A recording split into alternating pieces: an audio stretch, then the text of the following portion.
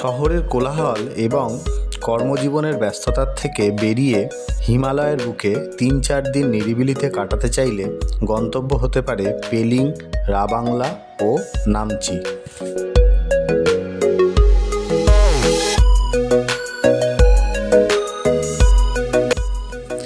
পেলিং পশ্চিম সিকিমের একটি শৈল শহর। মাত্র 4 দিনের ছুটিতে পেলিং সহ রাবাংলা ও নামচি ঘুরে দেখে নিন।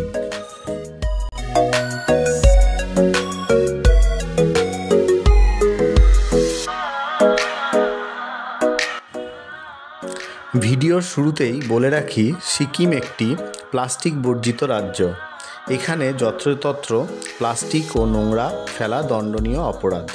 আমাদের দর্শকদের কাছে বিনীত অনুরোধ, নোংরা ও অযাচিত শব্দ, মিউজিক, হর্ন ইত্যাদি ব্যবহার না করে শৈল শহরটিকে দূষণের হাত থেকে রক্ষা করায় শরিক হন।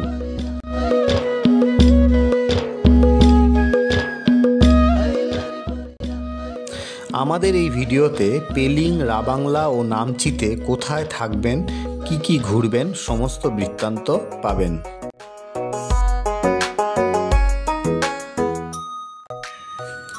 শিয়ালদা হাওড়া থেকে ট্রেন, বাস ও এরোপ্লেনে পৌঁছে যান এনজেপি, শিলিগুড়ি অথবা বাগডোগরাতে। কিছু ট্রেনের ডিটেলস আমি ডেসক্রিপশন বক্সে দিলাম।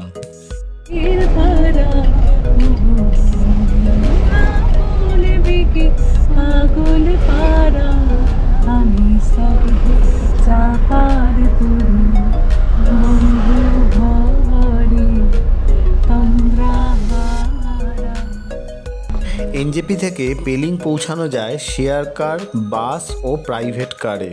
পেলিং যাওয়ার একমাত্র বাসটি এনজেপি থেকে ছাড়ে সকাল 10টায়। ভাড়া পড়ে 400 টাকা। শেয়ার কারে ভাড়া পড়ে 400 থেকে 500 টাকা মাথাপিছু এবং প্রাইভেট কার নেয় 5000 থেকে 6000 টাকা সময় বিশেষে।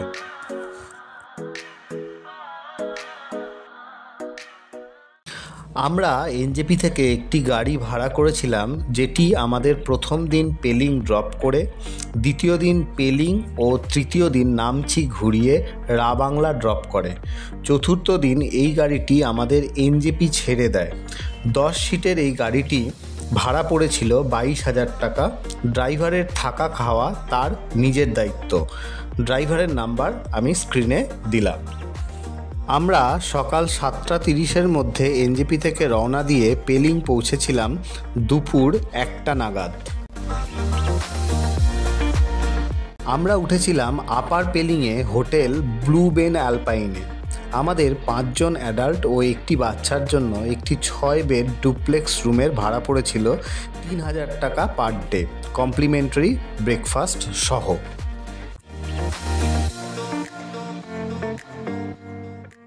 প্রথম দিন হোটেল পৌঁছে পায়ে হেঁটে ঘুরে দেখুন শহরটি। রাতে ডিনার করে নিন হোটেল থেকে মাত্র 4-5 মিনিটের দূরত্বে হোটেল সেরিডিনা থেকে। এখানে বাঙালি খাবার সুলভ দামে পাবেন। হোটেল ব্লুবেনেও খাবার পাবেন, তবে খরচ কিছুটা বেশি পড়বে। হোটেল ব্লুবেন অ্যালপাইন ছাড়াও আপার পেলিংয়ে বেশ কিছু হোটেলের নাম ও বুকিং নাম্বার আমি স্ক্রিনে দিলাম। তৃতীয় দিন নির্ধারিত প্রাইভেট কারে করে বেরিয়ে পড়ুন পেলিংয়ের সাইট সিনের উদ্দেশ্যে। প্রথম গন্তব্য হবে কাঞ্চনজঙ্ঘা ওয়াটারফলস। 100 ফুট উঁচু থেকে এই জলপ্রপাতের জল পড়ার দৃশ্য সত্যি খুব মনোমুগ্ধকর।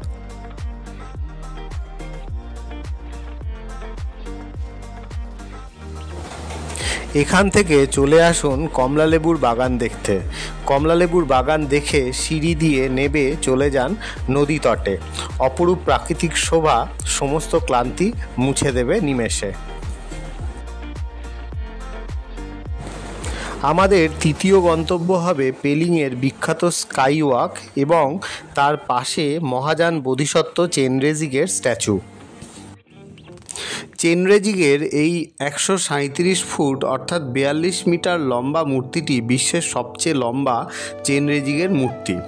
এই মূর্তি সংলগ্ন বাগান ও উপাসনা গৃহের পরিবেশ বেশ ভালো লাগবে।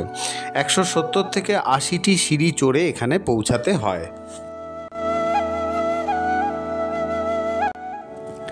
এর পাশেই স্কাইওয়াকটি ইন্ডিয়ার প্রথম কাঁচের স্কাইওয়াক। সমুদ্রপৃষ্ঠ থেকে ৭,২০০ ফুট উচ্চতায় অবস্থিত এই স্কাইওয়াকটি হেঁটে দেখে নিন ও রোমাঞ্চিত হন। এই দুটি স্থান খোলা থাকার সময় সকাল ৮টা থেকে বিকেল ৫টা অবধি। এন্ট্রি ফিস লাগে ১০০ টাকা মাথা পিছু।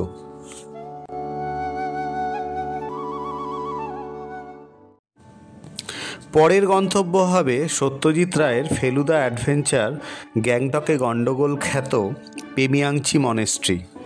এই মঠে বুদ্ধ পূর্ণিমার সময় লামাদের নাচ একটি দেখার মতো বিষয়।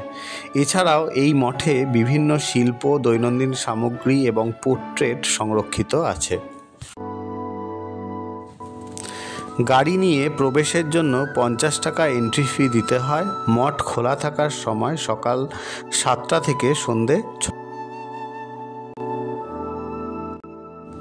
এরপর চলে আসুন সিটকেয়ং টুলুক বার্ড স্যাংচুয়ারি ও রাবদেন্স রুইন্স দেখতে। এন্ট্রি ফি ১০০ টাকা মাথা পিছু। রাবদেন্স রুইন্স খোলা থাকে শুক্রবার বাদে সপ্তাহের বাকি দিনগুলো সকাল 10টা থেকে বিকেল 5টা অবধি, এবং বার্ড স্যাংচুয়ারি খোলা থাকে সপ্তাহের প্রতিদিন সকাল 10টা থেকে বিকেল 4টে অবধি। এই পক্ষীরালয়টিতে বিভিন্ন গাছগাছরা ও প্রায় ২০০টি প্রজাতির পাখির সম্ভার দেখতে পাবেন। প্রায় কয়েক কিলোমিটার জুড়ে এই পক্ষীরালয়টি তৈরি হয়েছে। রাবদেন্সে ভূতপূর্ব সিকিমের দ্বিতীয় রাজধানী ছিল ১৬৭০ থেকে ১৮১৪ সাল অবধি। পক্ষীরালয় থেকে হাঁটা পথে মাত্র ৩ থেকে ৪ কিলোমিটারের দূরত্বে এই রাজধানীর ধ্বংসাবশেষটি অবস্থিত। পক্ষীরালয় এবং রাজধানীর ধ্বংসাবশেষটি দেখা শেষ করে পেলিংয়ের হেলিপ্যাড দেখে হোটেলে ফিরুন। हमारा स्टाफ, आपका नाम बताइए भैया। निशा छेत्री। পরের দিন হোটেল থেকে চেক আউট করে নির্ধারিত প্রাইভেট কার করে বেরিয়ে পড়ুন নামচির উদ্দেশ্যে।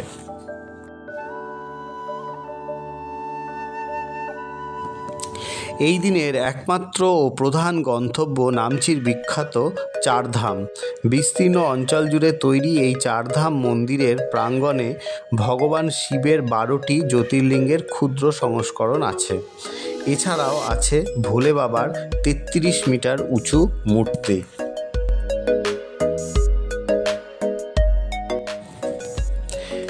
এখানকার আরও একটি দর্শনীয় বস্তু হল প্রধান 4টি হিন্দু ধাম বদ্রীনাথ, দ্বারকা, জগন্নাথ ধাম ও রামেশ্বরমের আদলে তৈরি মন্দির।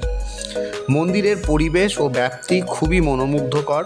4 ধামের এন্ট্রি ফ্রি ও খোলা থাকে প্রতিদিন সকাল 8টা থেকে সন্ধ্যা 9টা অবধি। 4 ধামের মন্দির প্রাঙ্গণেই সেরে নিন দুপুরের লাঞ্চ। এখানে শুধু নিরামিষ আহারই পাওয়া যায়। এখান থেকে বেরিয়ে চলে আসুন হিমশহর রাবাংলায়।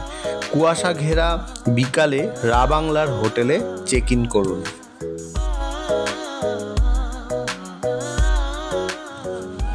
আমরা উঠেছিলাম রাবাংলা বুদ্ধ পার্কের কাছে স্কাই ভিউ হোটেলে। এখানে 4 বেড ভিউ রুমের ভাড়া ছিল 2200 টাকা প্রতিদিন ও ডাবল বেডরুমের ভাড়া ছিল 1700 টাকা প্রতিদিন। হোটেলের নাম্বার আমি স্ক্রিনে দিলাম। এই দিন সন্ধেবেলায় মাত্র 10 মিনিট পায়ে হেঁটে চলে আসুন রাবাংলা বাজারে ও ঘুরে দেখে নিন। বাড়ির লোকের জন্য ছোটোখাটো গিফট আইটেমও কিনে নিতে পারেন। পরের দিন সকালে হোটেল থেকে চেক আউট করে চলে আসুন বুদ্ধ পার্ক ঘুরতে। বুদ্ধ পার্ক, যা তথাগত শাল নামে পরিচিত, স্থাপনা করা হয়েছিল 2006 থেকে 2013 সালের মধ্যে। এই পার্কটির প্রধান আকর্ষণ 130 ফুট উঁচু বুদ্ধ মূর্তি।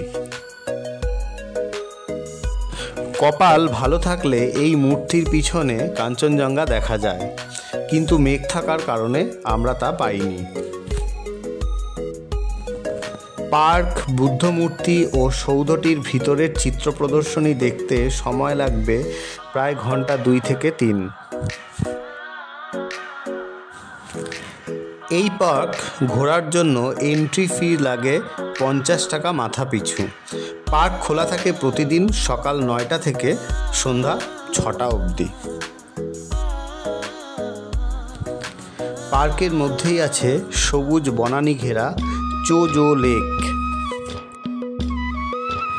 দেখা শেষ করে পূর্ব নির্ধারিত প্রাইভেট কারে করে চলে আসুন এনজেপি বা নিজ গন্তব্যের দিকে। আমাদের ভিডিওটি ভালো লাগলে লাইক, শেয়ার ও চ্যানেলটিকে সাবস্ক্রাইব করে আমাদেরকে উৎসাহিত করবেন। ধন্যবাদ।